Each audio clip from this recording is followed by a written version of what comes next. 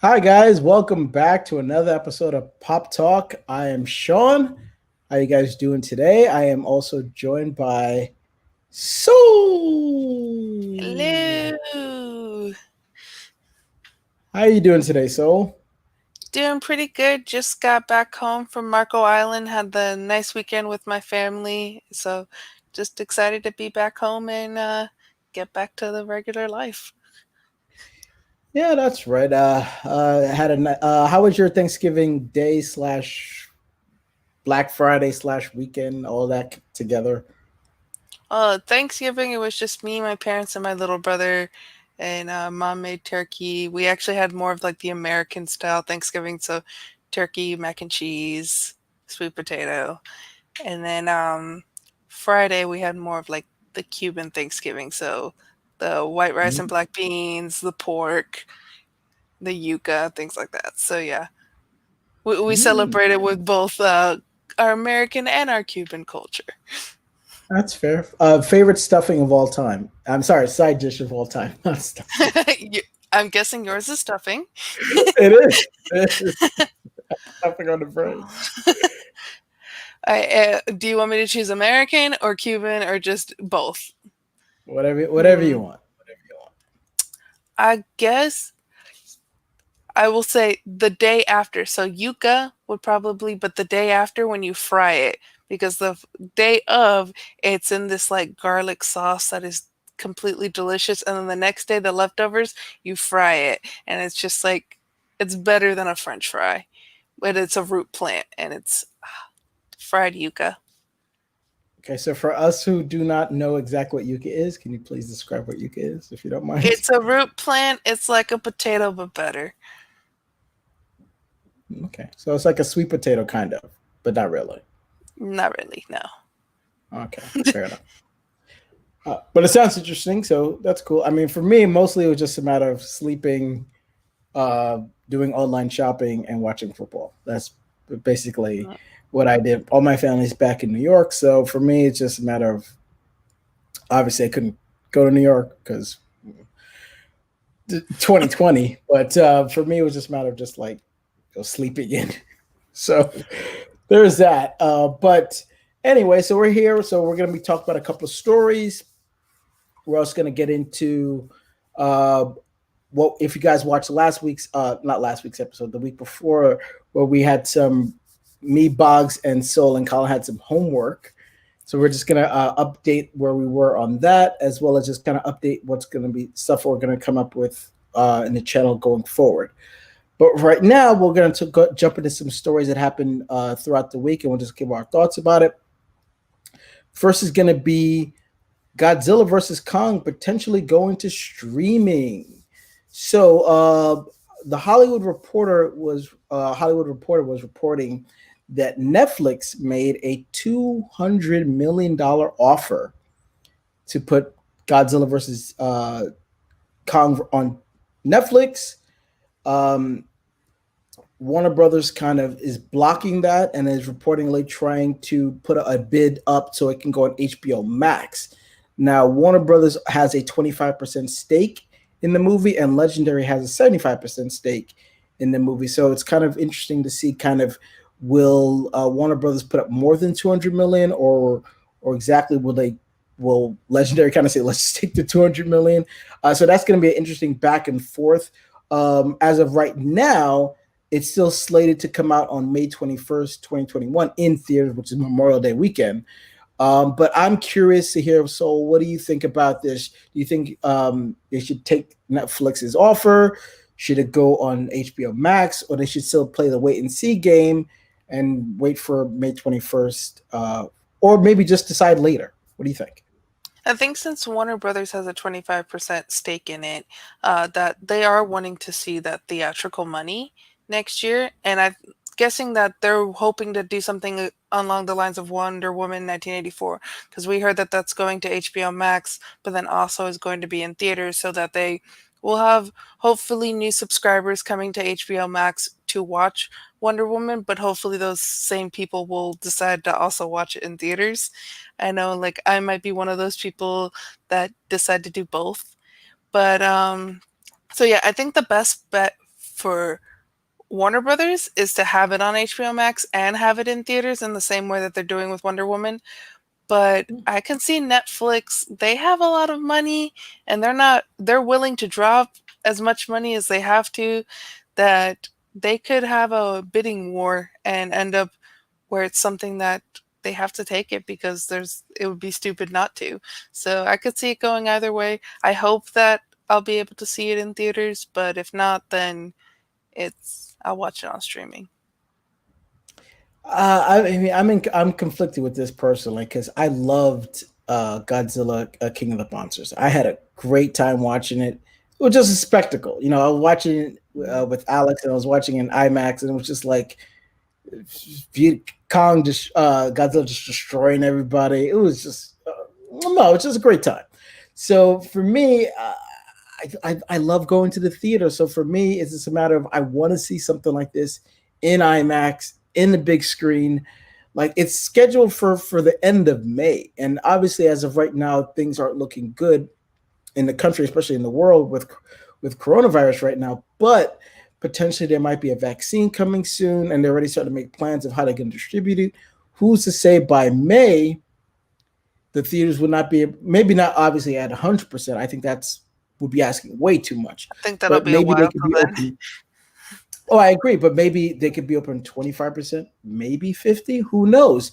And I think that's a much better idea than dropping it just on Netflix or HBO Max. That's if I was Warner Brothers, I would play the wait and see game. We're in as of right now, we're still in November, early December. There's no need to make a decision if the movie's not slated to come out in May. So I think it's a great opportunity to play the wait and see game, see what happens, see what the country might look like. This is a decision they could easily make in February or March, because by then time we might know like A, if there's going to be a vaccine, and B, we'll know like how far or how widespread is the distribution going to be, and and the theaters might have a better idea by then what kind of capacity they will be able to do come May. And I know a lot of other good big movies are going to be out potentially by then.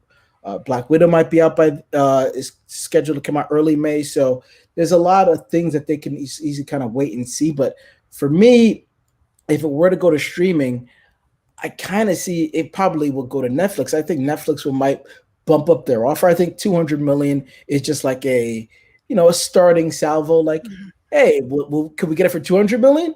No, Yeah, the okay. What starting about bid. 250? Yeah, it's just starting bid. Just like you never when you're negotiating, you never throw out your real number first. You throw out like a Right. a starting number. Like, well, where are we at here? 200 million? No, okay. And then they'll get to what the real number is. And Mhm. I mean, the movie probably cost obviously more than $200 million to make, and they had some reshoots. So obviously, it couldn't be for $200 million.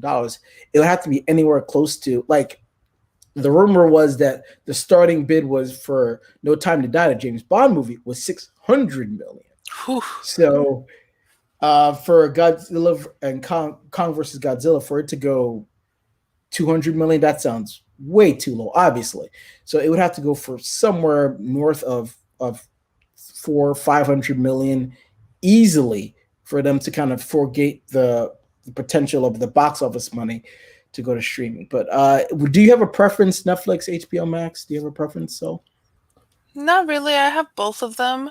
Um, the thing too, though, with the wait and see game, if they're gonna play that, so many studios are playing wait and see. There are so many movies now that would push to 2021 that even if it is we're allowed to go to the movie theaters, but like let's say it's at 50% capacity, but then now what would have been one or two movies, there's now like five movies coming out that weekend.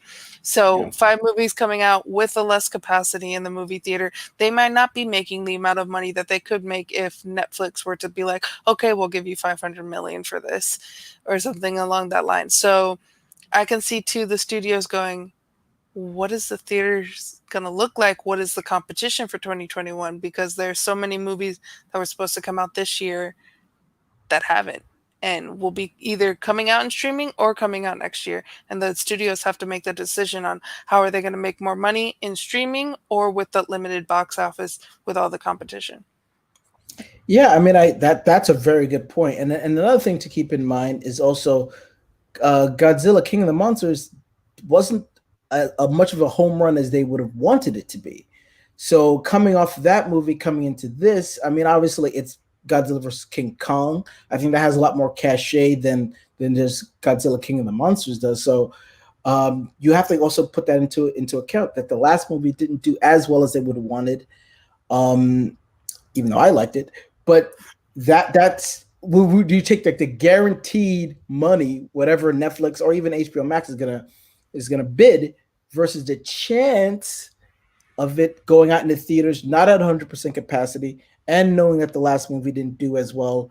Um, I don't know. That's a big gamble. If I'm the studio, I don't know if the price is right, not just the show. If the money's right, I think they might take them. I think they might take the streaming deal. I really think they will, because of kind of what we just talked about. Because 2021 is jam packed.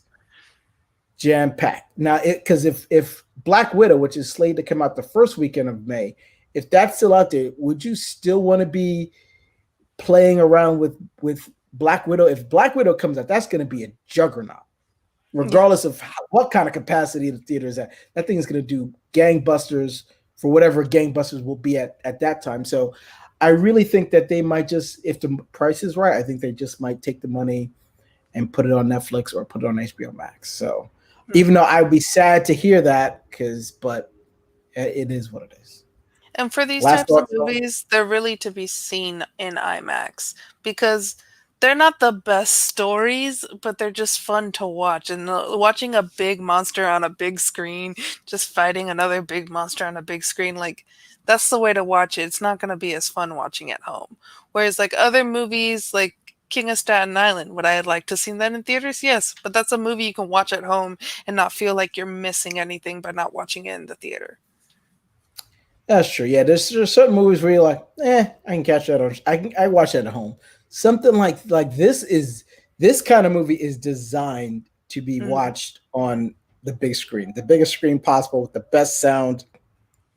Obviously, Godzilla and Kong are gonna have like an all-out throwdown match, maybe one or two throughout the movie, and obviously they're gonna fight somebody else.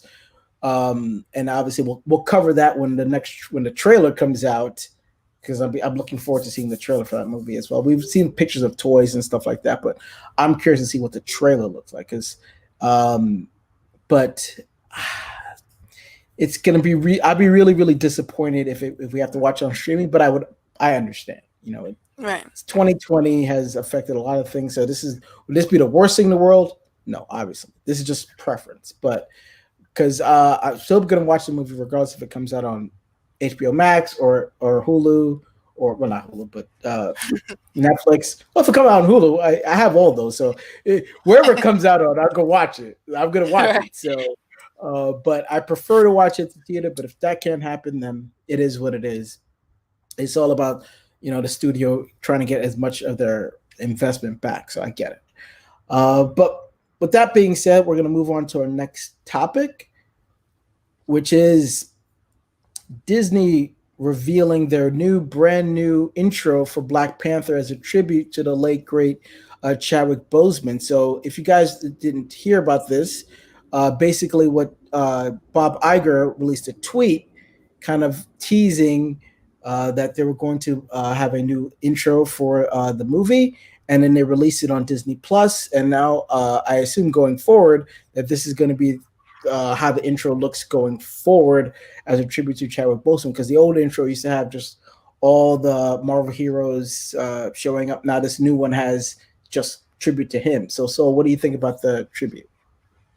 I think it's a very nice gesture. I'm glad that they did it. I know that they did this also for Stan Lee at the beginning of the Marvel logo for Captain Marvel. Mm-hmm. So it's it has precedent, and I think that it's a nice thing. It's nice to see, and it really like because now when you watch Black Panther or watch Civil War or an Infinity War or Endgame, like it hits different now that he's gone. So just the fact that they are doing this nice tribute to him, that they are paying homage to him, that they're giving just this little bit, I enjoy it. Yeah, I'm kind of glad that they're doing this. It feels right. It feels, and this is kind of a still from it. It feels good. It feels just. It kind of shows that like they can. It's funny. It's a subtle thing, but it's a great thing at the same time because obviously this character has never been on screen before. The Black Panther character, and Chadwick did such a great job embracing that character, and then that movie did so well. It did over $1 billion worldwide. It was actually the highest grossing movie of that year, and Infinity War came out that year, which is mind blowing to remember if you think of it that way. Black Panther made more money in the United States than Infinity War did. But yeah, so I'm glad that they did this. Chadwick is always going to be Black Panther. I think he's, regardless of what they do with the character, and we could probably discuss this as well, regardless of what they do with Black Panther 2, which is they're actually starting to shoot it in July. Hmm. Chadwick Boseman is always going to be Black Panther. I think he is going to be the same as Christopher Reeve was. Like when you think of Superman, you're always going to think of Christopher Reeve, and he's Superman. And I think when Chadwick Boseman's name comes up or Black Panther's name comes up, you're always going to think of the Black Panther, or you're going to think of Chadwick Boseman. So I think they're tied together forever, regardless of what happens going forward. Because at some point in our lifetimes, or even beyond that, somebody will play Black Panther again. It's just a matter of when, not if. But I think he will always be remembered as Black Panther, regardless of what happens. So what do you think about, or what are your thoughts about them shooting Black Panther 2 in July? And what do you think they're going to do with that movie, regardless, in regards to Chitala? So they already said that they're not going to use any CGI. So we're not going to see like a digital version of Chadwick Boseman's character. So with that being said, what do you think they might do? I think, like everyone else, I was like, take your time with it. Find the right story, find a good story, a story that is respectful. But I also have so much faith in these creators, and especially with what after what they did with the first movie, that if they have something, then they have something to shoot. And I'm excited to see it. I think it's going to be Shuri being Black Panther. I think that's the way to go. Honestly, if they recast it, I get it, I understand it, but to me, like you said, Black Panther is Chadwick Boseman and Chadwick Boseman is Black Panther. So I hope that the way they go forward is with Shuri taking up the mantle like she does in the comic books. Yeah, that's true. I mean, I'd be okay with that. I would be okay with them bringing another lead character in, as long as it's not Chitala. I don't want anyone to play Chitala in the MCU. Like that's Chadwick Boseman. If you want to say he died off screen in a battle or something, totally fine. If you want to bring in another male lead character to take over the mantle of Black Panther, totally fine. If you want Shuri to come in and take up the mantle of Black Panther, totally fine. All those are viable options. I think what they might do, they might just get another lead character to play a different role and let that person be Black Panther. And they've already said that Letitia Wright, who plays Shuri, her role has been increased, so she's going to be more involved in the movie regardless of what else happens. So she's going to be in the movie a lot more. But I think what they're probably going to do is, bring in another character, and they'll just say Chitala died in a battle or what have you, and Shuri doesn't want to take up the mantle because she might feel she's not ready, and they might still give it to her somewhere down the road, like they were initially intending to. But I think they might just bring another lead character in, have him play someone else that's in the Black Panther ethos, Mhm. and let that person take the mantle. But either way, like you said, if it's that or Shuri, or I'm okay with those two. But um, yeah. Any other thoughts? And then we could. I have the video here, so we could pretty much play it. Um, but But while I get it ready, what are your thoughts? yeah, I agree with you that I don't think T'Challa should be in the next movie. If they do, because I know that one of the rumors and plans was to bring possibly Storm in, because Storm and T'Challa have a relationship in the comics. So if they bring in another male character, that they could have be kind of like that input of Black Panther, because there is multiple Black Panthers. It's not just T'Challa. Yeah. That you see too when he goes into the ancestral plane as well. Like there's Black Panthers before him. His father was a Black Panther, and then also you see in the comics Shuri becomes a Black Panther. I think the MCU was planning to do that way in the future, but I Yeah. think this might have just sped that up a little bit. But either way, if they bring in someone new, I just really, really hope that it's not T'Challa. But if they find a way that is respectful and it is someone recast in that role, I'll get it. But I just hope they don't do that. Oh, what if it's Michael B. Jordan? No, at T'Challa, no. If he's Killmonger, then sure. If they find a way that Killmonger survived, he was in Atlantis or something like. I mean, which is possible. One of the rumors is that they're fighting. Namor is going to be the villain. Whether they keep that is, or if that's true, that's another story. But if so, what if they said, all right, Michael B. Jordan is playing Chitala? Would, yes or no? T'Challa, Would you like that no. or no? Killmonger, sure. If they're Or like what if Killmonger, he's playing? Okay, oh, we'll go with your question. Yeah, no, I was gonna say, what if he's playing a different character? Let's just say, so he's not Killmonger. He's a different character, I but don't that's think going to so. take over the Black Panther lead. No. I don't think so. I think that the only way that's possible is that if he has a twin, and there's no way that they wouldn't have showed that he didn't have a twin in the first movie. So I Yeah. think the only way, if you bring Michael B. Jordan back, it has to be Killmonger, and it has to be he was dropped in the ocean, and he was either he survived through Atlantis, or he was revived in some way, or who knows, like there was a little bit of life left in him, and the purple herb kept him alive, or something along those lines. Okay. I mean, or they could bring him back from this. So, the plane.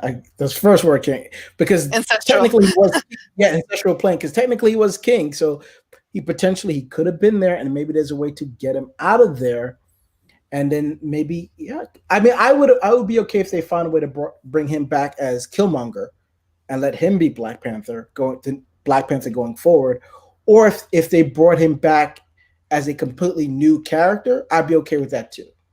Because I think Michael B. Jordan is a great actor. He works really well with Ryan Coogler, who's still directing Black Panther 2. Chadwick Bo- him Michael B. Jordan and Chadwick Boseman had a great working relationship in the first one. Michael B. Jordan loves the MCU universe. He loves the Marvel family. He was bummed out that he was basically one and done. Like the plan was for him to be one and done. And I remember speaking to him personally. He was really sad about that because he had a great time filming the first Black Panther. So if they could find a way to make it work, I'd be okay with it. I would shed my disbelief and just be like, all right, well, this is the new character. This is the new character, or somehow he survived just to make it work. I'd be okay with it. But the thing of the matter is they're going to do something. Obviously, this franchise is going to move forward one way or the other. So it's just a matter of how. So And like my last point too, to if they do bring Killmonger back again, be respectful to the first movie, and also to the themes of the first movie. Where, like, as someone obviously who is not black, but when he was saying, "Throw me in the oceans with my ancestors," and that scene and that line and him dying there meant so much and had so much resonance. And like, yeah, even though I am not black, I am a Cuban American. There is black in my ancestry much farther back, not enough to claim myself as a black person, but because I am okay, not. But it is okay, something, but there is something there that, like, even as a non-black person, when you watch that, you're like, his death meant so much. And I just hope yeah. that that doesn't get erased. If they bring him back, the meaning of his death in that movie is not erased. Yeah, I mean, I kind of get your idea. Like, yeah, because that was a really powerful moment as between the two of them, and for both characters in that moment, like Shatala's character and Killmonger's character, they both had a moment there, and it would have been interesting if everything, if if Chadwick didn't pass away, to see where that moment would have taken that character. But I think you're right. It might cheapen that moment a little bit if you then bring Killmonger back and he kind of, for lack of a better word, turns his back on those kind of thoughts, or maybe he doesn't have to be. Maybe he can just be like a little bit more of a not an anti-hero, but more just like an unwilling hero, which is kind Mm. of an anti-hero. I don't know. There's so many possibilities with it. I don't know. Yeah. I don't know. But uh, I just love Michael B. Jordan. So if they can find a way to bring him back, yay for me. But yeah, let's just watch it. I'm just gonna share the screen here, and then we'll watch it.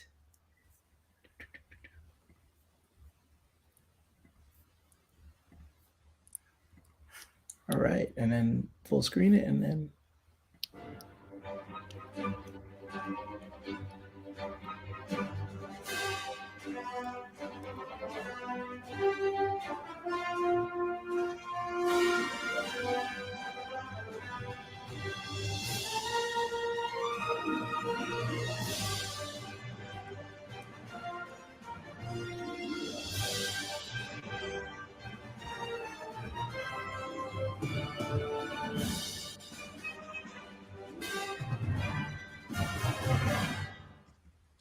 Tearing up uh, already. yeah. Which I mean, I was tearing up when with the Stan Lee one too. So I'm like, it's the same reaction, Yeah, pretty much. yeah. Especially when like then when we saw him in the movie. Yeah, yeah. Now here's a thought, and we won't get this answer confirmed for a while. Do you think they'll use that intro for Black Panther too? Mm. Probably. Yeah, I think so too. I really do. Like I think that's considering that he was supposed to be in that movie. Yeah, I think Mhm. that would also be a nice tribute. And I think everybody would understand, especially regardless of what they do, like with the main character going forward, Yeah. that you know this movie is, as the first movie obviously is a tribute to him, but I think you got to attribute the second one to him too as well, Mhm. because if he didn't have cancer and he was, if he were to be able to beat it, he'd be in that movie. So And he thought he yeah, I was think gonna beat it. He was yeah, like, I'm gonna beat this, and I'm gonna be in the second movie." And he believed in his heart of hearts that he was gonna beat cancer and be in that movie. So, and they thought they were ready to go with the script and everything for him. yeah. And Hmm. so, yeah. Yeah, it was a blow to us as the fans, and it was a blow to Ryan Coogler and the rest of the Marvel family. That a he was sick because he kept that to himself, and b that he passed away from it. It was just it's a shocking blow. I mean, 2020 has had unfortunately a lot of deaths, but I think this is just one that it hits a little harder than a lot of the other ones because it's something that you just didn't see coming. It'd be one thing if we knew he had cancer and it took him, then we were like, oh well, it's he lost his battle. That's unfortunate. But the fact that it's just a smack in the face that like a he was sick and b he passed away. It's just Him and Kobe, it's man. yeah, well, yeah, Kobe's another one. Absolutely, absolutely. It's just because he's here today, gone tomorrow. It's the same thing. Kobe's a little worse because he died with other His people and daughter. his daughter. Yeah, absolutely. But I think it might be a little bit different if Kobe was still playing Right. and then he passed away. Yeah. But Chadwick is still in his career. He's Yeah. In his his, prime. his yeah, in his prime. Like Probably going to be nominated for possibly one, if not two, Oscars yeah, posthumously. that's and then he might have a high percentage of winning.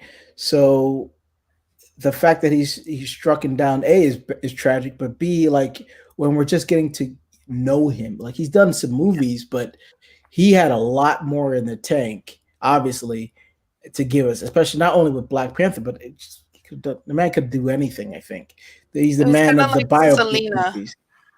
It was kinda like Selena when she died. Like, who knows? what kind of music and what legacy she would have left. And she left a great one, but what more she could have left us. Yeah, yeah, you're right. It's just I Uh, get sad just thinking about it because like as a black man, that movie is really really important to not only to me but just I think to all the young kids growing up who could see like themselves in Chitala, but also like, and I mentioned this when me and Alex did the review on the channel way back. So if you want to watch that, you can.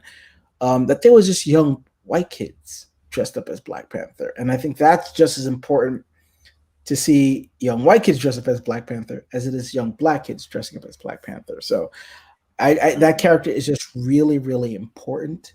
So regardless of what they do, the legacy, his legacy, is never going to be forgotten. So I really hope that this is the logo in front of Black Panther forever, and I hope this is they use this for Black Panther 2 forever when that movie comes out. And like But Simu R.I.P. Lee said too, when with Shang-Chi, he goes, Shang-Chi would not happen if it wasn't for Black Panther. Because they're going to have an Asian cast in the same way that Black Panther was a black cast. And Yeah, and that's the thing is Black Panther opened the door for that, where we're gonna have this movie with Shang-Chi and have it be an Asian inspired movie. And then hopefully in the future too, we'll have Latino movies, we'll have other cultures, Native Americans, just pretty much it opened the door for so much. And I think too, like it made people who were minorities who weren't black go, this could happen for us too. yeah. Yeah, I mean that's an excellent point you bring up because yeah, I think this movie obviously opened the door for Shang Chi, and that movie is already shot and in the can and they're in post production now. That movie it has a large Asian and Asian American cast, and I think Black Panther did open a door for that, and I think we will see a Latinx character as the main character, and in a movie predominantly with Latinx cast somewhere down the road. Just the same way, like I think Wonder Woman, even though that's not in the MCU, opened the door for us to have Captain Marvel, and then we're gonna get Black Widow next year, and potentially they're still thinking about doing that A Force movie, which would be a whole women team of superheroes, which I'd be very interesting to see. I love that A Force scene in Endgame. I love that. A lot of people thought it was forced. I didn't think so. I liked it. I Would enjoyed I it. love to see A Force? Sign me up. Sign me up. If they want to do it, I'll watch it. I'll be there for opening day. So yeah, I think that Black Panther, I think that's part of its legacy, not only for black films and black superhero movies, but I just think for minority superhero movies. I think you're right. That's part of its legacy too. And Chadwick's is always gonna be tied to that. So yeah. So that's just it is what it is, unfortunately. But he will never be forgotten. He'll always be remembered, but he'll never be forgotten. So, R.I.P. Chadwick Boseman, and I hate to move on from this subject, but unfortunately, we have to. So, what we're going to move into next is the Mandalorian. So, if you guys been watching the channel, Colin and Boggs have been doing their episode by episode reviews on We Have the High Crown.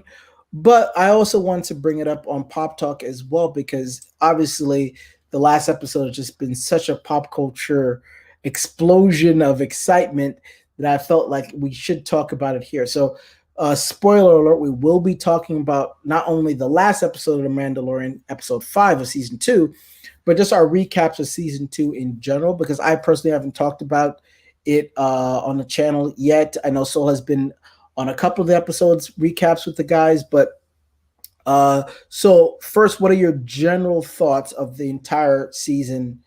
And then we'll focus specifically on episode 5, but your general thoughts of the season so far. I love it. I love it so much.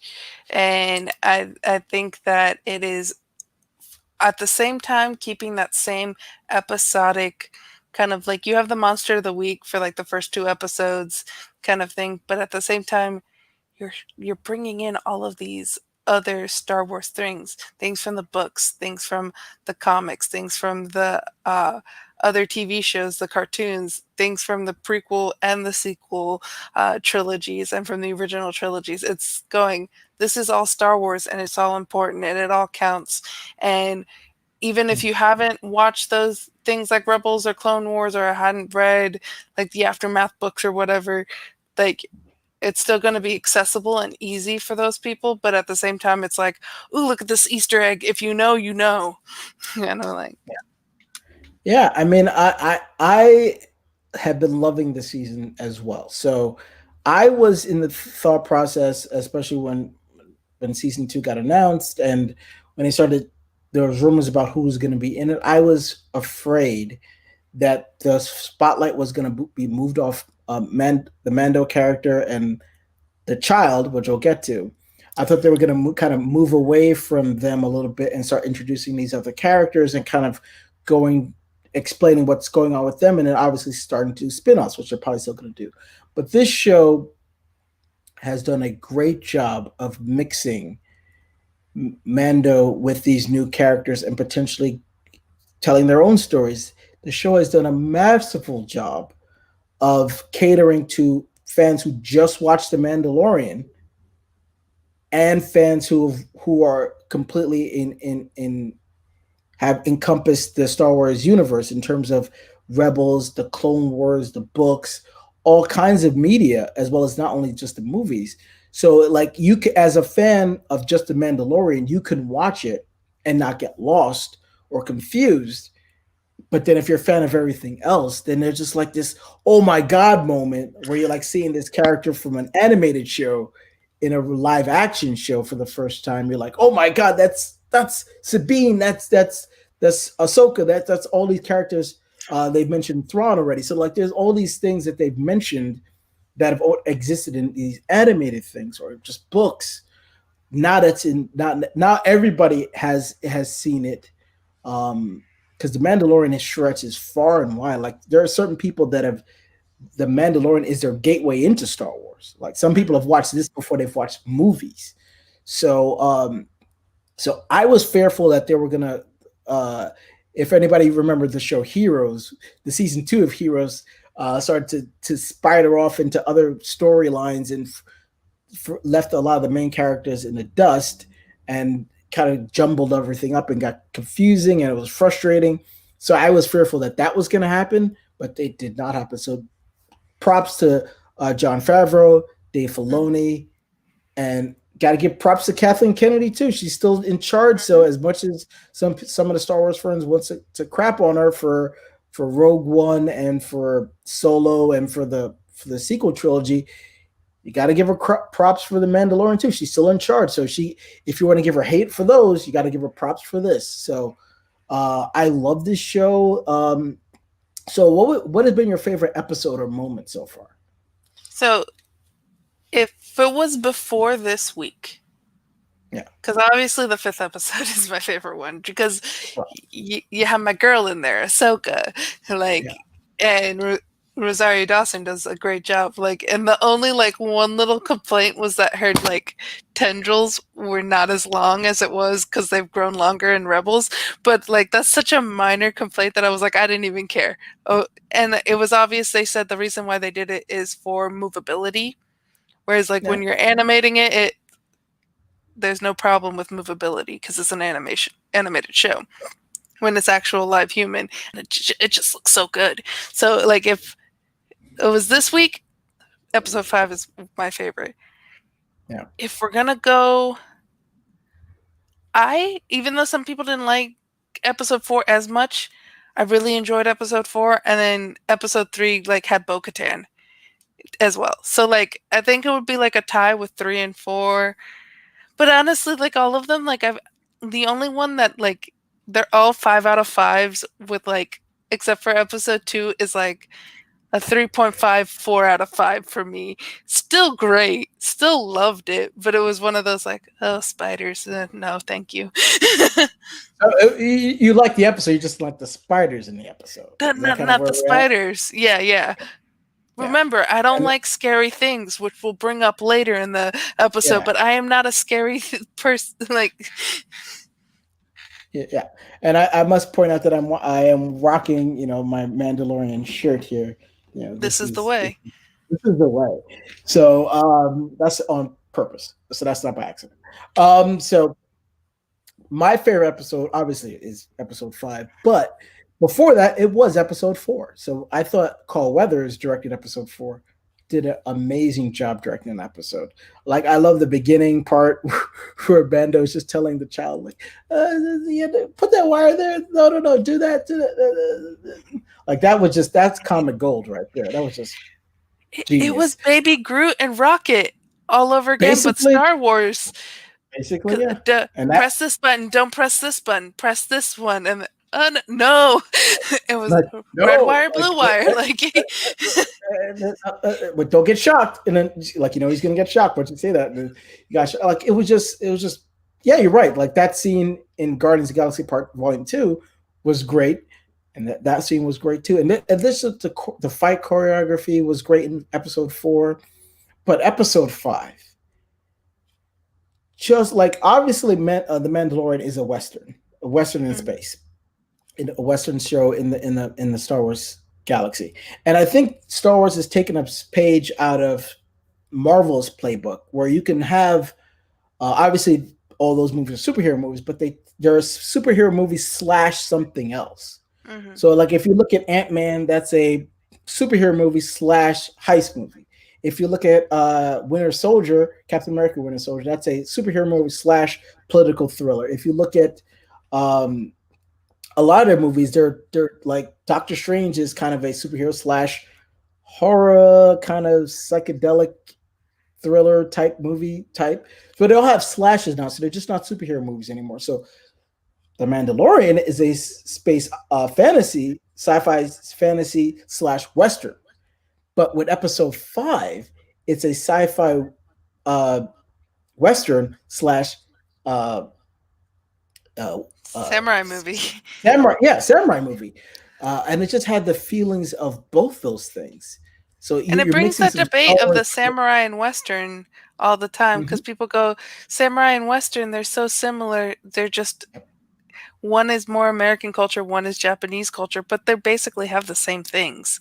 So Yeah, just bringing that in, and because that's what Star Wars is. Star Wars is a western and a samurai movie, and now you're it could, bringing that into it the could be a show. lot.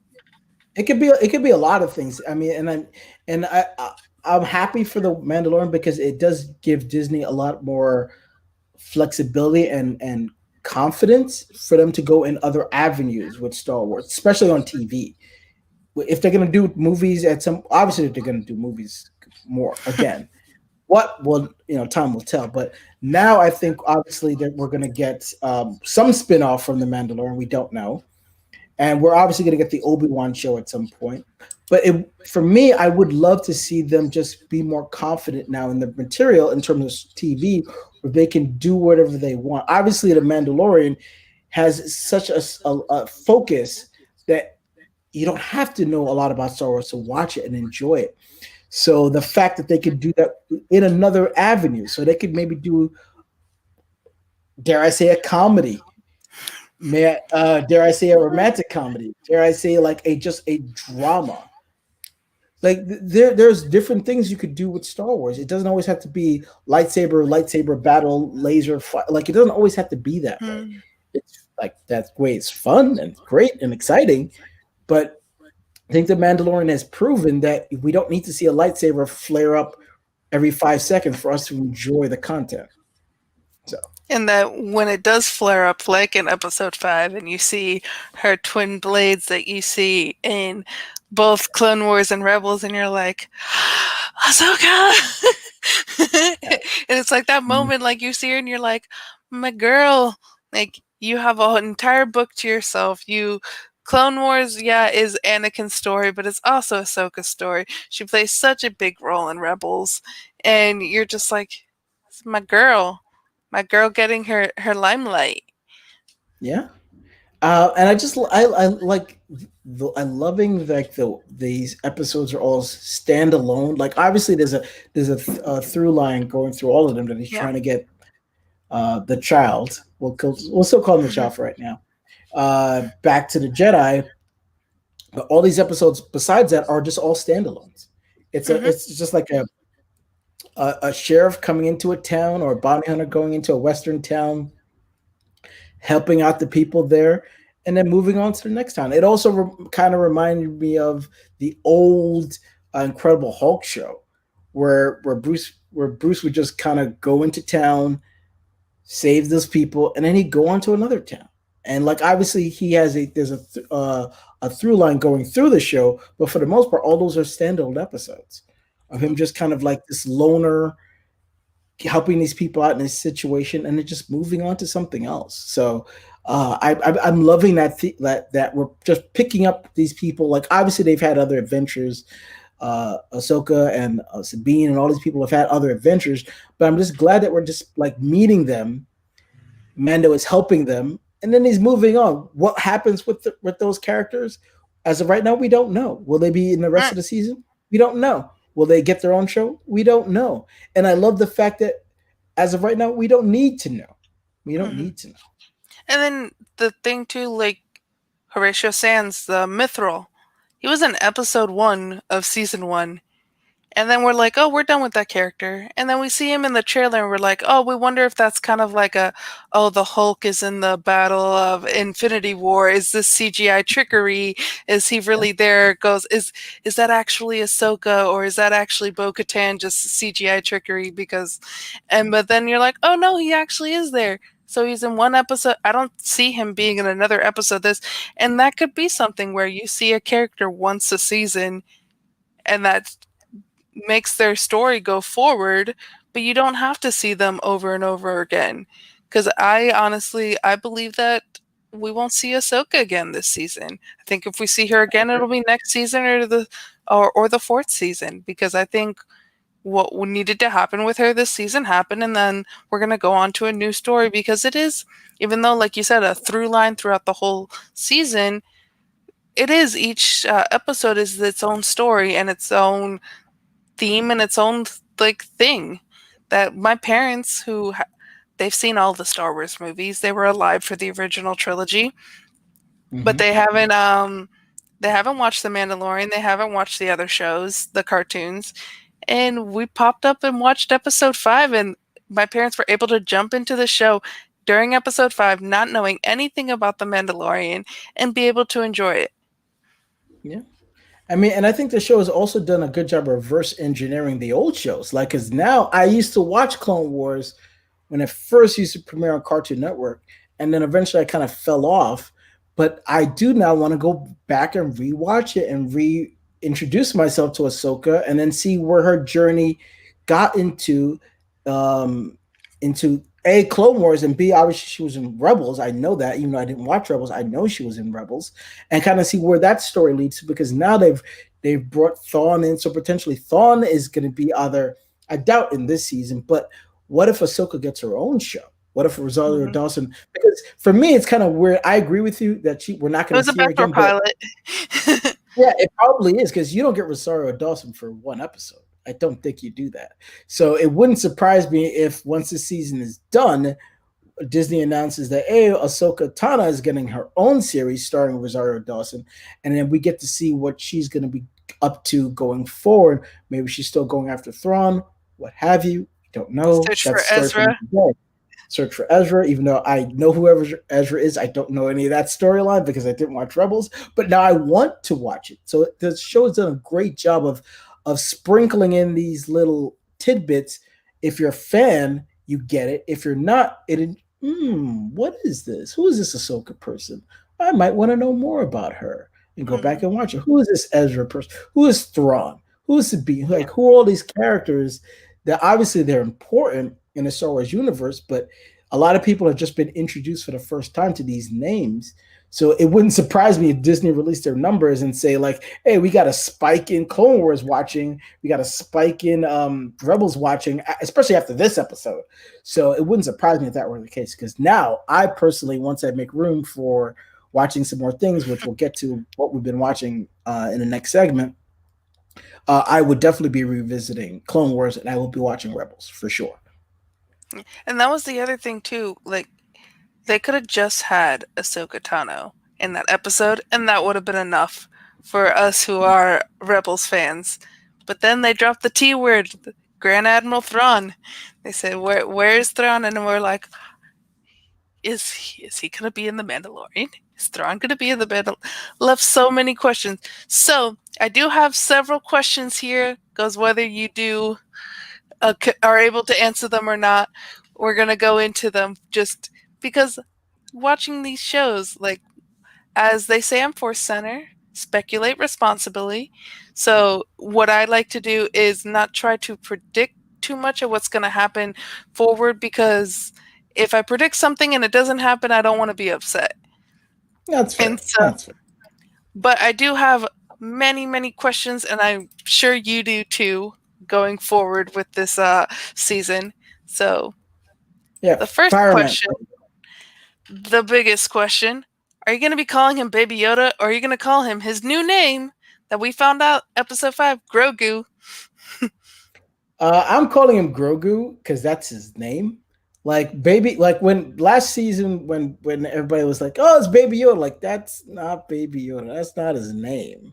So I always used to call him just a child because that's technically the right thing to call him. Baby Yoda, you can't call him that because that doesn't make any sense. So Grogu is his name. That's what I will call him from now on. That's his name. I'm so shocked that that didn't get leaked. There's a rumor that it may get leaked on a Reddit page somewhere, but for that not to have been gotten out surprises me. Just the same way that Baby Grogu at the in season one didn't get leaked. That was just a big surprise to everybody. Everybody and their mother was even if you didn't watch the show, you're like, there's a little Yoda around there. What's that about? So his name is Grogu. That's his name. That's it. See, I'm going to have So to what get do you? used to it for me Yeah. because I was not going to be calling him the child. He was he was Baby Yoda to me, and that was it. And I was gonna, so it's probably going to be interchangeable. He's probably going to be get both. He's probably going to. I'm probably going to call him both Baby Yoda and Grogu because that's what he is to me. Although I am surprised that it's not a Y name because we had Yoda and Yaddle, and now we have Grogu. Well, I mean, maybe I'm kind of glad that we he isn't a Y name because maybe he's not related to Yoda, and I prefer he Mhm. not be related to Yoda. Let him be his own thing. I don't want that to be like that. Yoda's my dad. I'm like, no, no, I do not want that. Let him be his own thing. Let him be his own person. So I would love to find out more about him. Like obviously he was I want to know a little bit more about his backstory. We probably will get that, but I do not want to know the name of the species. I do not want to know the name of their home planet. I don't want to know any of that Mm, because learning that takes some of the mystery away from Yoda himself, and I don't want that at all. Like okay. George Lucas never gave us Yoda's name of his species or his home planet, and I want it to stay that way. So I don't want. I want to learn more about Grogu himself. I do not want to learn about his species at all because then that takes some shine away from Yoda. Once you start revealing things about a character, you look at them differently. Like after the original trilogy, Darth Vader was like the baddest villain of all time. Now with the prequels, you're like, oh, he's just a whiny little bitch in a badass costume. So you look at him differently. So if we start learning about Yoda, we're gonna look at him differently. If we learn like what his species are like, what where his home planet is, like if you start learning those things, you're just gonna look at Yoda differently, regardless of what we learn. So I don't want to take any shine away from Yoda. If you want us to give us more of Grogu's backstory, totally fine. If you don't want to tell us anything, totally fine. Like giving us a name, I didn't think we would learn his name this early on. Like I I, was not I was very expecting that. surprised. Yeah, that was just like a whoa, wait, what? Wait, let me back. Let me rewind to like. Did they just say what his name was? Like, oh, yeah, was not expecting that. And I don't think anybody was. So that's like a nugget that we weren't expecting. So that's Mm. enough for me. So I yes, but I'll be calling him by his name. Okay, next question. Are the people who are following Moff Gideon, are they First Order, or are they just the group that we saw in the Rise of Skywalker that is directly following Emperor Palpatine? Uh, I don't think it's people following Palpatine. I do like the idea of it being first order of like or like the group that's going to eventually become the first order. I do like that idea. Don't like it necessarily be tied to Palpatine. I mean, they could. Like, you could do a lot of reverse engineering now because obviously this takes place like 5 years or so after the Return of the Jedi. So anything you do here could eventually tie back to Rise of Skywalker or any of those sequel trilogy movies. So you could easily reverse engineer it that way.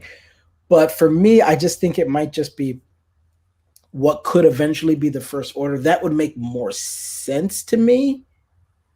But I mean, I'm not as tied into like all the other shows and books, so potentially I could be completely off base.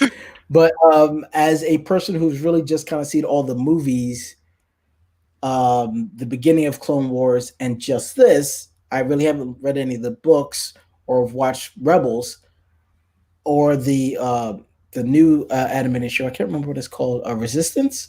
Is that the new Yeah, resist. animated? Yeah, I I think have so. not Yeah. watched it. Neither have But I. That's the one I've missed. yeah, so if it were up to me, I would prefer to be people who are the eventually going to become the First Order. What do you think?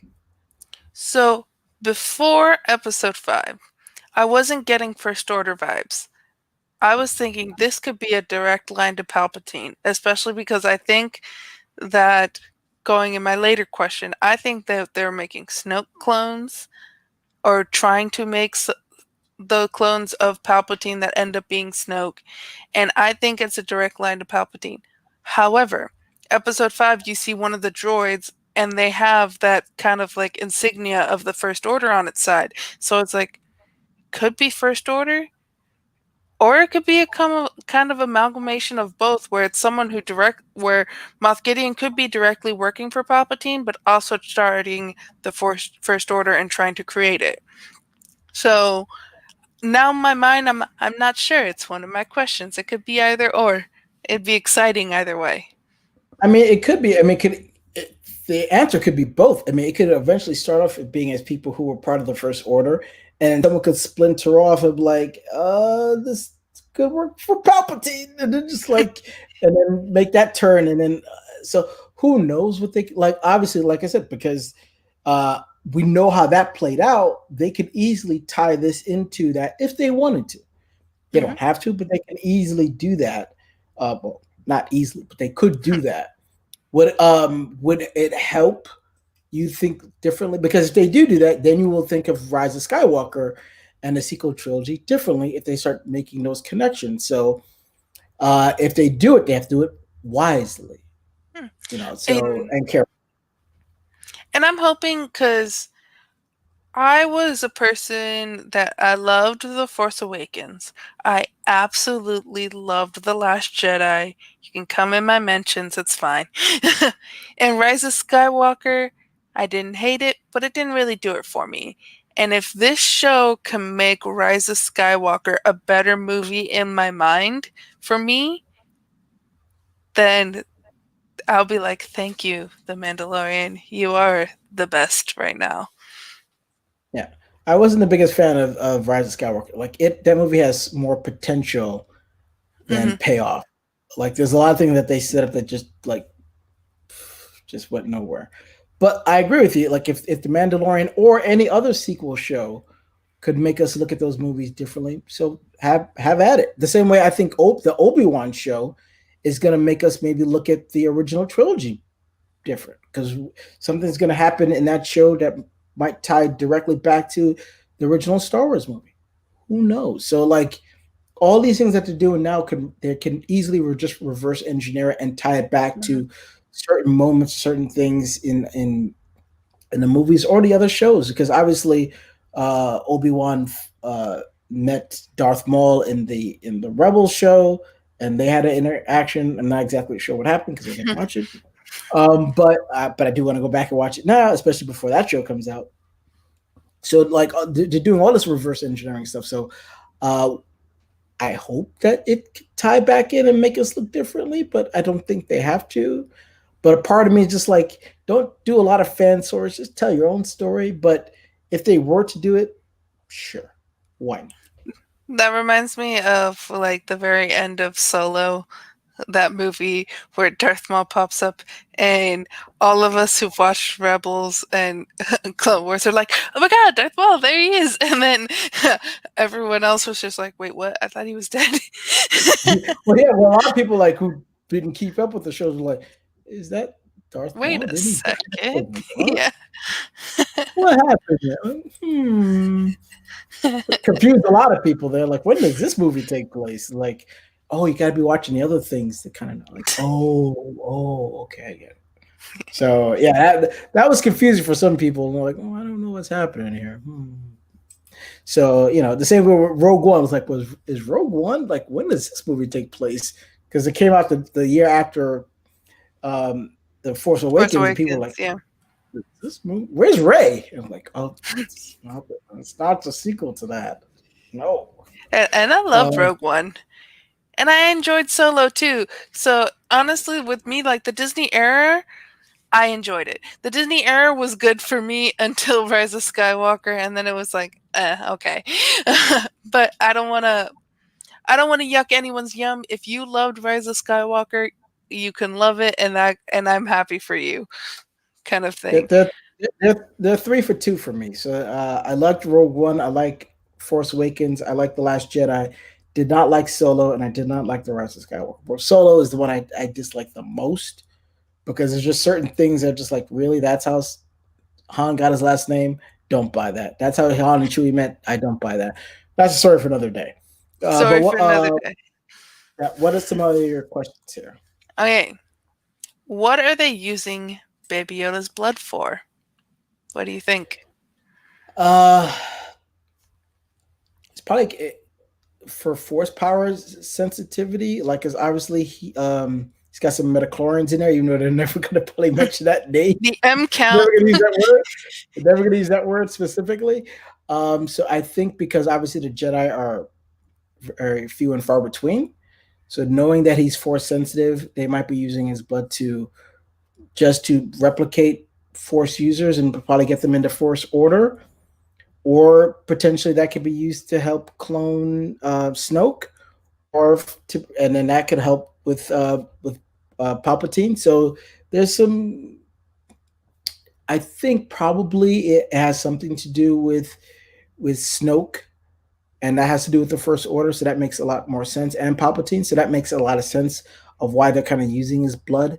But that's my guess.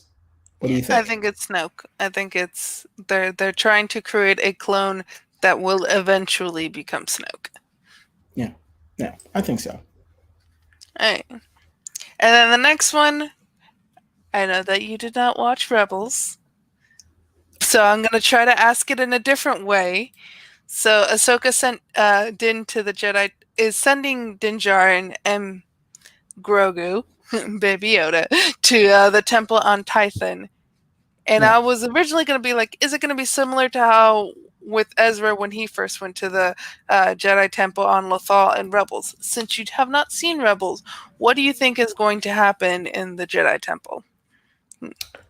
I mean, I think obviously he's gonna see something.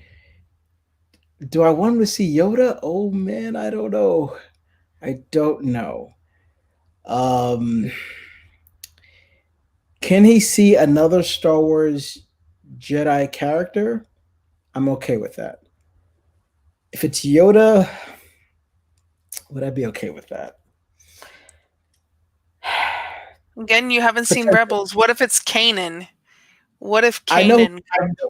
I know. Yeah, if it's any other Jedi character, I'm okay with that. Totally okay with that. Yeah. If it's Yoda, I'd be kind of okay as long as he's not related to him, like directly. It's like that's not his son or anything like that. That'd be okay. But I obviously I think he is going to see a vision. What happens other than after that, I'm not sure. I would like to see him kind of embrace his powers a little bit more, not too much, because I don't want the focus to be off Mando, because it's called the Mandalorian. It's not called Mhm. Grogu and the Mandalorian or Mandalorian and the Grogu. It's called the Mandalorian.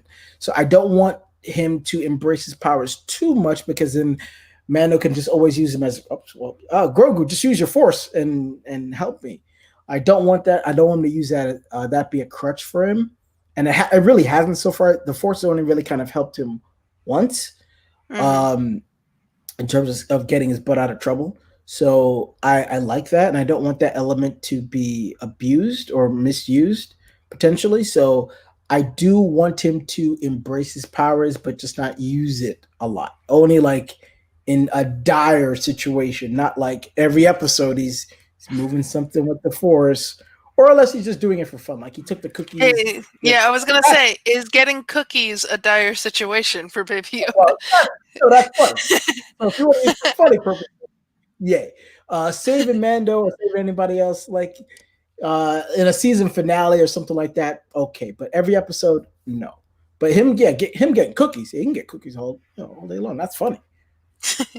And one other thing that we learned from episode 5 is that he's holding his powers back Yeah, because of his past that we don't know about, but now we know that there's some things happened to Grogu, probably some yeah, very bad things to this 50-year-old child yeah. that I mean, was he on Coruscant when Anakin rolled up in there with that's his what they were lightsaber? Was he there? they Did he were get away? saying. They were saying he was on Coruscant and was trained by the Jedi, and he's No. born the same year as Anakin. And one of the theories too is that they could be a dyad in the Force because they said in one of the books, which this obviously could be retconned, but they said in one of the visual dictionaries that only people who are a dyad of the Force are able to heal each other. We've seen Baby Yoda heal Mando. Yeah. Is he a Was he a dyad with Anakin? They're born the same year. No, I don't know. Now see something like that I would enjoy. Like if we got like and Star Wars really doesn't do flashbacks, so this would be kind of interesting. Like if he was on When they did Coruscant, with the episode but one, they did, yeah. Would they flash back to him being on Coruscant and just kind of seeing him escape from Anakin's like killing the Samuel L. younglings? Jackson, bring him in. Disney, you already have a good relationship with him. He was around then. I mean, so those kind of things are on the table, and that's again the re-engineering episode, all the prequels, and then you would look at them differently. So I'm okay with you kind of changing history in a sense by adding Grogu's backstory to make us look at the prequels a little bit differently. I'm okay with that. Anything that makes us look at the prequel trilogy differently, in a good way, I'm okay with. If you can somehow reverse engineer Jar Jar Binks out of it, I'll be okay with it, even though that can't happen, obviously. But yeah, I wouldn't mind next season, keyword next season, because obviously there's going to be a season 3. It already got greenlit. If they just did a way where half the episode or most of the one of the episodes is a flashback to Grogu's past, and you can probably maybe hint to that when he's at the temple. Maybe we could just get some flashes of it, of like him Very just kind of possible. like some of the memories coming back to him and it kind of frightening him, maybe. But I wouldn't mind an episode, not more than one, just one, of kind of giving us insight to some of those answers, because I think he is an important character where it's important for us to kind of learn a little bit more about him before whatever. Obviously, something's going to happen to him going forward. It'd be nice to learn a little bit more about him before we see him move forward and like embrace his powers, the force a little bit more. So I would like to see something like that, but maybe not necessarily this season, maybe next. And that was something I didn't even think about that now I'm thinking about. We could see the flashback in the Jedi Temple. We could see, what would you do if in the Jedi Temple he sees Samuel L. Jackson, Mace Windu? That would blow my mind. That again, the fact that stuff like that didn't get leaked out. That like if they were to do any, like if they were to show us Anakin or Yoda or Samuel or Obi-Wan or Qui-Gon, like anything like that, We were to see stuff, something like that, would just like blow my mind that that didn't get leaked out. I would love to see any stuff like that, as long as he's not related to Yoda. That's my main thing that I I don't, feel and that. I don't. He's not related to Yoda. They could do whatever they want, as long as it makes sense. Do whatever you want, as long as that ain't his pop. Like, Daddy, no, I don't want that. I don't want that at all. No, not at Uh, all. I'm gonna combine these last two questions. Will we see Thrawn this season? And when are we gonna see Ahsoka again? If we see her again. I don't think we'll see her again. I think she might get referenced again, maybe. I don't think we'll see her again. Like before we started recording the episode, we were talking about potentially this being a backdoor pilot for Ahsoka. So would it surprise me? Oh, yeah, we mentioned it on the show too. I forgot. Um, would it surprise me if after the season they said, "Oh, Ahsoka's getting her own show, starring with Rosario Dawson"? Nope, wouldn't surprise me at all. So I can see her popping up either A on her own show, which I think is highly, highly likely. Again, you don't get Rosario Dawson to do one episode, or which is also likely, but I think is secondary, that she will show up in another episode or another couple of episodes of season 3. But I think also both could be true. She can have her own series and still show up in the Mandalorian, and they could do like a crossover type event where maybe one episode of the Mandalorian is tied to another episode of Ahsoka Tano's show, and then you could do them guest starring on each other's show. Like that could also be possible too. Which, I mean, they're all on Disney Plus. You could do that, so why not? Yep. Um, I would love to see something like that as well. But I do think we will see Thrawn again. Well, not again, but in live action in Ahsoka's show. He might get referenced again, maybe, like she will, but I Okay. do not think we will see him. If we do see him, it won't be until either season 3 of The Mandalorian, if they bring Ahsoka back in there, or on her own show. What do you think?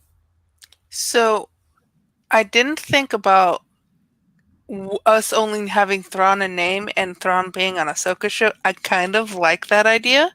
However, I'm gonna go with my original thought, and I think that Thrawn is gonna be in season 3, and that if we do see him in season 2, it is going to be at the very end of the very last episode, kind of in the same way when we saw Moff Gideon with the dark saber. I think Oh, it'll be kind of like a end tag to be like, what's going to happen next season? that's a good. I would like that. I would like that a lot. Um, they could easily go down that way, but I think that something like that would then have to be more tied to Mando than just to her. So he would have to come into contact with something that affects Thrawn. That Thrawn now has to Mhm. maybe like, I got to keep my eyes on this freaking bounty hunter. He's messing with my plans. Yeah. So again, that's possible, and then maybe then he has to go back to Ahsoka. So there's ways of doing it where you can tie, um, where we can still see him again. I just It really kind of depends on, and we don't know because we're not writing the show, but or we're not working on it, so we don't know like what the future plans are. So if the plans are for him to kind of follow Ahsoka, then I think she's going to be on her own show. I think if the plans are to kind of incorporate him into the Mando story with her, then I think there's a possibility of like what you're saying, and I wouldn't mind that. Is kind of it being like a tease to season 3, where you kind of something happens in the season finale, and then Thrawn's like, well, now I got to get involved, like kind of like Yeah. how we saw Thanos at the end of Avengers. Like if I see Mm. Thrawn, oh my God, it's Thrawn. What is he gonna do?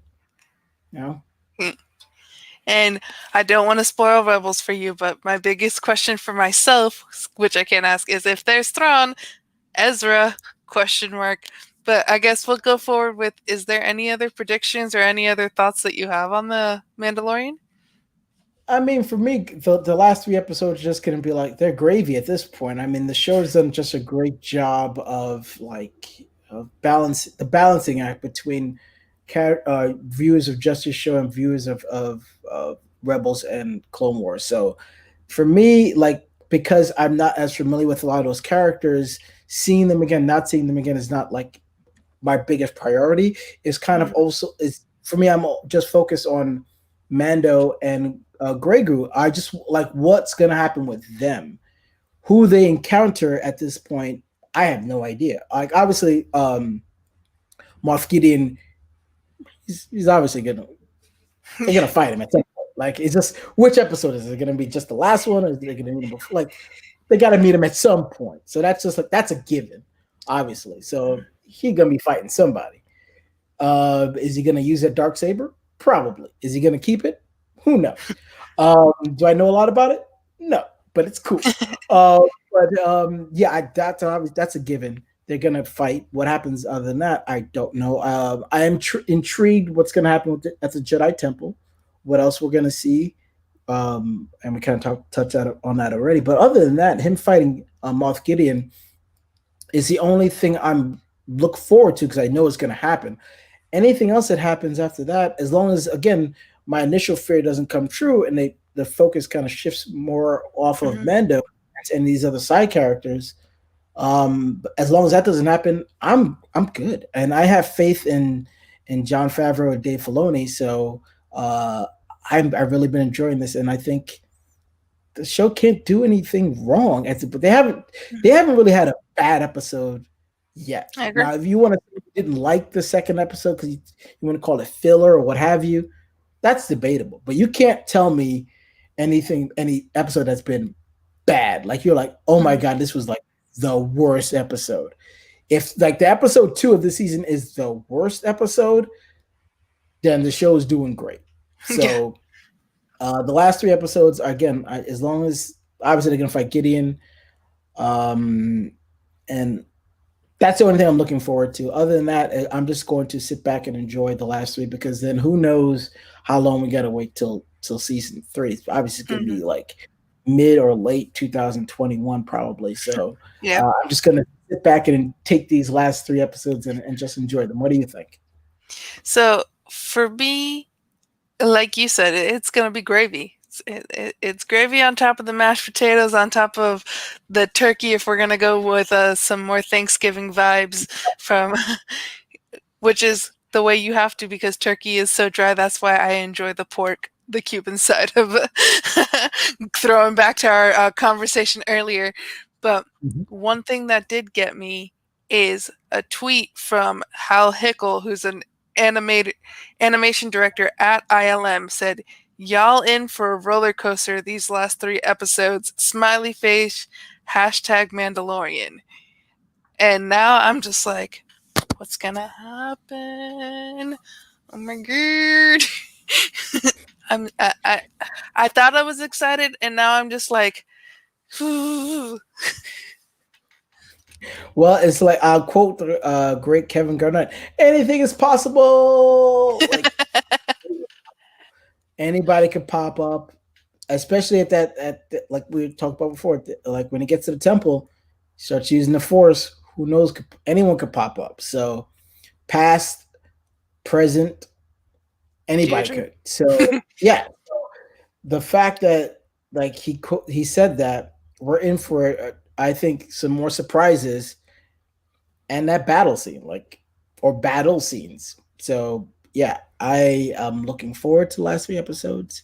I think what will happen is obviously the guys will keep Colin and Boggs will keep doing reviews for each episode along the way. But I think after the season is over, I think we'll just revisit this again on Pop Talk and kind of give our overall season thoughts, what we our main highlights were, because they might change from now. Our Yeah. favorite episode might change. Our both of ours is episode 5. I'm sure the guys' episodes favorite episode is episode 5, but that could change from now till then.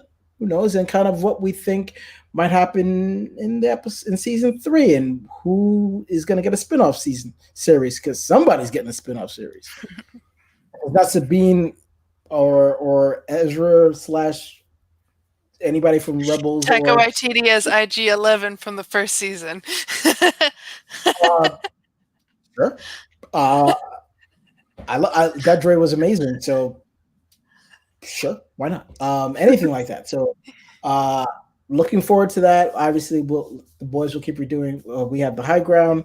So you guys can look forward to that on the channel for episode by episode breakdown. But then we'll revisit the show on Pop Talk when all the dust is settled and we've seen everything, and then we'll kind of give you our everybody's thoughts going forward at that. Hopefully, the guys are on the episode then too, so they can give their thoughts as well. All right. Any other questions or last thoughts about the Mandalorian before we move on to our next segment? Good. No, I'm ready. I'm ready All right. for the next Friday.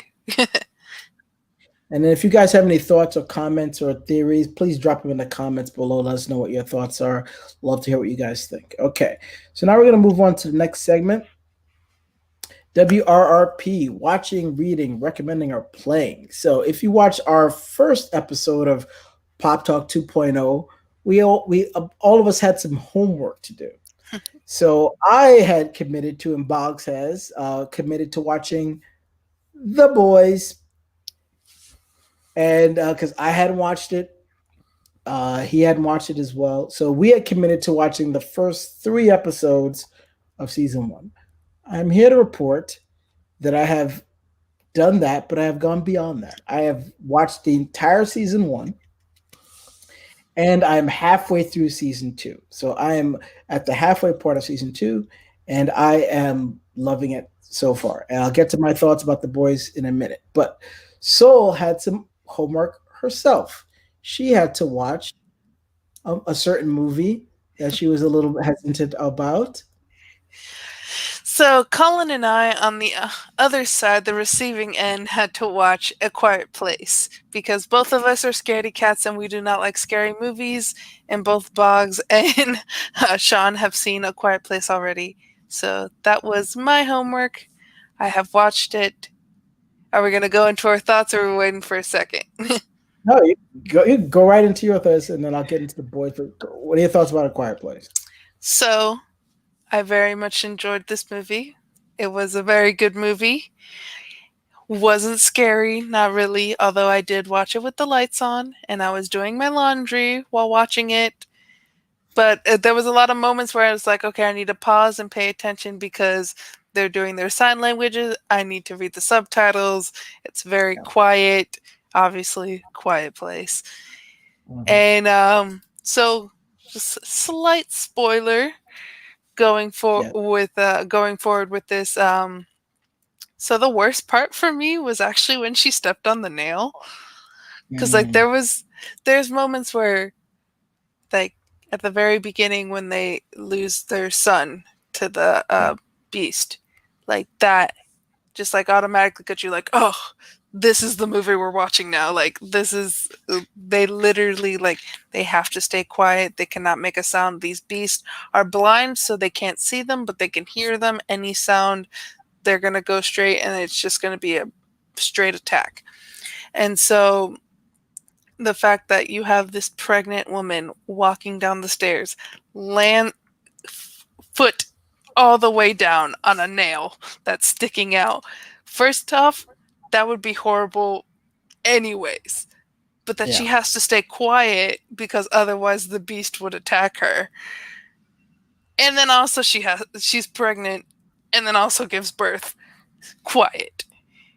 Like the whole thing with her on that, of just that moment, those few scenes after one after another, I was like, I'm having anxiety. I'm going to like, Yeah. I can't imagine ever having to be in that situation. So that was where it had the intended effect. You were supposed to feel anxious while watching it, and I did. Well, let me ask you a question. Like, do you like, now watching it and seeing it? Do you wish you would have seen it in the theater? I think so, because I think the intended way to watch it would be to watch it in the dark with the surround sound, and to have because the sound mixing and the sound editing of this movie is very, very good. But I was watching it in my room with the lights on. I live on a main road, so every once in a while you have a car driving by, and so it does mess with the intended effect. So I most likely will be watching the second one in theaters. Because Well, there we hopefully go. There we go. If it happens, if it comes out in theater, and this was normal if it normal everyday life, we all get to go back to normal. I will resign and be like, okay, I'm gonna watch it because I actually enjoy it. So so you guys got your wish. I enjoyed it. I don't know about Colin. I don't know how if he was scared or not, but I was good. Well, I'm glad that you enjoyed it because we told you like it wasn't that scary movie. It builds a Yeah. lot of suspense, and I will tell you, and I probably mentioned it when we recommended it to you, is that seeing it in the theater and in that environment where it's just like silence and everybody just silently watching us basically for the most part a silent movie and it just Mm. building that suspense and just like oh no, there's a sound. What's gonna happen? It was just kind of more so it's like uh, uh, like not being scared, but just feel like oh, what's gonna happen? Yeah. So it just built a great job of building momentum and building the tension. So like that's what I like telling you like it's not really it's not a More like the horror feeling movie. from like Alien than Yeah, like from a scary movie. yeah. It's like, oh my god, it's gonna pop out eventually. So I'm Mhm. glad that you liked the movie. I'm glad that you will watch A Quiet Place Part Two because obviously there's just ready rumors about being a Part Three, so they're working on that event as well. So that's great news. So looking forward to seeing Part Two because we should have saw it already, and them working on Part Three. So that's great. So for me, I had to watch The Boys. So this was already on my to-do list. And when the first season came out, to give backstory, Alex had told me, who's also on the channel, told me, "Oh, you should watch The Boys. You love superheroes. You would like The Boys." So I was like, "Yeah. Okay, I'll watch it." Didn't get around to it, and then she kept pushing me to do it, and I stupidly watched it really late at night after watching other things. I'm like, oh, let me just watch this boys thing, whatever. And I watched the pilot, and it really didn't stick with me because I was like half asleep watching it. So I didn't give the devil its due, for lack of a better saying, when I watched the first time. And then I just never got back to it until you guys recommended me to watch it. So I did, and I watched it much in a much better environment this time. I was like, I'm gonna make sure I'm awake, I'm focused, sitting down, not eating, not tired, watching The Boys.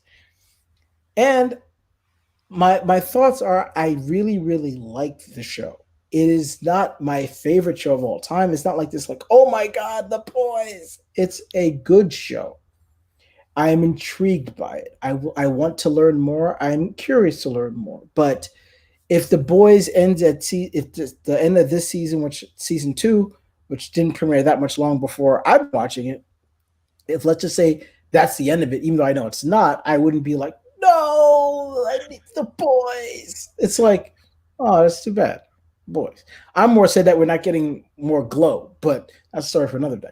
But yeah, the boys, I do enjoy it. I'm just really intrigued about the world that they have built. Obviously, with Compound V and spoilers, I'm not going to go into too much spoilers about the show because I don't want to ruin it. Like it didn't get ruined for me, so I don't want to ruin it for anybody else. But Homelander is very intriguing character. I'm not quite sure how I feel about. Obviously, he's the Superman Hmm. in their universe. But for me, another interesting character is Queen Maeve. Like she is Hmm. the Wonder Woman, and I really want to know more about her. And Wait she until was the one end of of the season two. okay. Well, all right. Well, I'm gonna get there probably in the next couple of days. But I'm really intrigued by her because obviously, if she's the Wonder Woman, she has a lot of powers, and the backstory they touched on a little bit, which again I don't want to spoil, has been intriguing. And I'm like, oh, I want to learn more about her, and I want to learn more about Black Noir. Like, obviously, we don't know anything about him. He hasn't really done anything. So, like, what is his story? Like, I don't care that much about the Deep. He's not that interesting to me. Don't care about him. Um, obviously, the new character they brought in as of uh, Two. season two, um, Storm Front. Stormfront. Storm. I'm a little worried about her because Homelander's not happy. Without spoiling, he doesn't look happy as far as what I've seen. He looks kind of pissed off. So I don't know what her future entails. To be honest, I would be surprised if she doesn't make it out. But again, I don't know. I am But going to keep my mouth shut. Okay, obviously there's an answer to that question one way or the other, and I will see that myself. But I'm enjoying it. I do like the show. I do like it a lot, but it is not my favorite show of all time. No, is a little bit overhyped, maybe, maybe, but I do enjoy Then who's your favorite character so far? I mean, the most intriguing is Homelander. I'm curious about learning more about him, and hopefully we do little bit more, learn a little bit more about him. Like obviously, there's a big reveal at the end of season one, which I don't want to spoil. And he's dealing with that into at least the first four episodes of season two.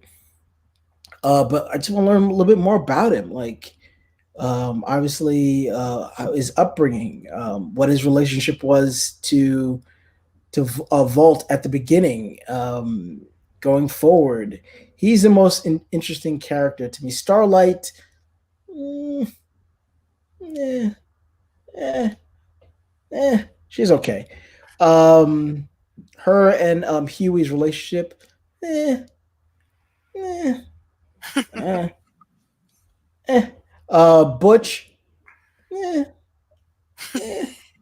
I love Uh, Butch. yeah, Although I love Butch Mother's too. Milk, Mother's Milk is my favorite.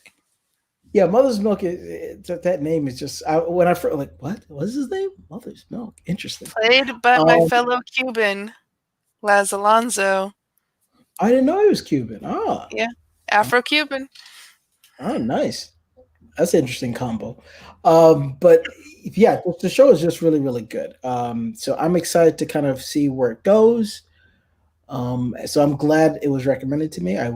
Um, uh, I will continue to watch. Obviously, by the time we do this episode again, I can safely say I'll be fully caught up and looking forward to season three. And then the next show will be on my list is The Witcher. I'll be the next thing on my list that I need to check off. So that's for me. Any other last thoughts before we start talking about what's coming up on the channel? I'm just excited for you to get to the end of season two Yeah, because definitely there's tonight's over. because there is some of your questions that you have and some of the thoughts that you have and the way they get answered by the end of the season. It's pretty interesting stuff. It's pretty interesting That, stuff. that's all I need to hear. All right, so kind of going off of uh, what you just said and what I just said. So what's coming up on the channel? So obviously, like I mentioned before, Boggs and Colander can continue doing. We have the high ground going through the rest of Mandalorian season two and beyond. Obviously, we're going to continue doing Pop Talk. Hopefully, we're going to try to do it every Sunday. If it's not just me and Soul, obviously, if hopefully Alex can join us and Colin and Boggs can join us as well. Just talking about the week in review. But obviously, also, we're coming into the end of 2020, thank God, and we're going to start going to 2021. And one of the things that's coming in 2021 is one of our favorite shows, and I can't wait to start talking about it, is Cobra Kai. So we will be doing season reviews of season one of Cobra Kai and season two of Cobra Kai. And we'll also be doing a review and a preview of season three of Cobra Kai, what we expect to see. And then when the season drops on January 8th, we'll all be doing some binge watching that weekend. And then we will do a spoiler review of season three once we've all watched it. So you can look forward to that on the channel as well. So Soul has not watched Cobra Kai. So one of her homeworks that we recommended to her is that she's going to be watching Cobra Kai season 1, season 2 before season 3 happens. So are you excited to be watching Cobra Kai? I am excited, and I'm excited to have be the fresh eyes for when we do the reviews because you guys have seen it, and so when you rewatch it, you'll catch things that because that's typically what happens when you rewatch something, you catch stuff that you didn't see before. Me, I will be the fresh-eyed, doe-eyed person to Cobra Kai. I've actually thought about. I think I'm gonna do a whole Karate Kid like just rewatch of all those movies to go into Cobra Kai because I'm just feeling it. I'm feeling it right Yeah, now. So yeah, I am excited because you've spoken nothing but good things about it. Colin has spoken nothing but good things about it. Boggs also spoke nothing but good things about it. So if my three boys are saying that this is a good show, then I guess it's a good show, and I'm excited to watch it. yeah. I'm glad for it. Like I doing a kind of binge watch of the first movies, the first 4 movies, because you got to include the next Karate Kid as well in there. It's part of canon. Watching Cobra Kai, you will get the feels of especially the first Karate Kid because they do a lot. They give you a lot of that '80s feel right back into you. So it's kind of if you have the Karate Kid fresh in your mind, it'll be very very easy to point out like, oh, I know exactly what they're referencing there. So yeah, I'm curious to see what your thoughts are about the show. So we will be doing some reviews in December leading up to Cobra Kai coming out January 8th. So I am looking forward to doing that, as well as another show coming out in January, which is Wanda Vision. So we will definitely be doing a show about Wanda Vision.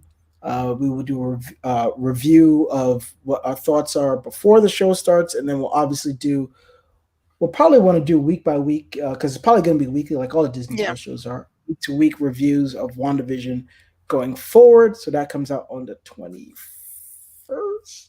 I want to say, I think it's is the that true? 15th. The 15th. Yeah, that sounds much. That's better. Yes, it is the 15th. Yeah, so that's a week after the Mandalorian. Sorry, week after Cobra Kai. So after we're done watching Cobra Kai, we go right into WandaVision. So January is just going to be a great time for viewing stuff as because it'll also be the end of 2020. And So you January can is look my forward. birthday month, so it's a great month.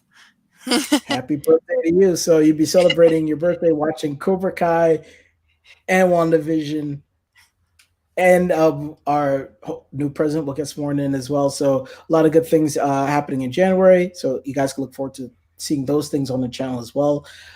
So yeah, looking forward to all those things. So while we about to wrap up here, make sure you guys like, subscribe, share, do all those great things. If you have any comments about any of the stories we talked about, please drop them in the comments below.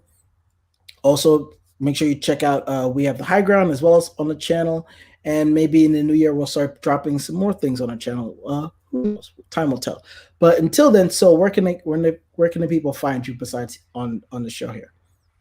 So yeah, you can find me here, Pop Culture Universe YouTube channel. I hopefully will be back on with We Have the High Ground, I think next week. So I'll be on there to discuss some more Mandalorian stuff. And I'm pretty sure if my schedule works out, which I think it will.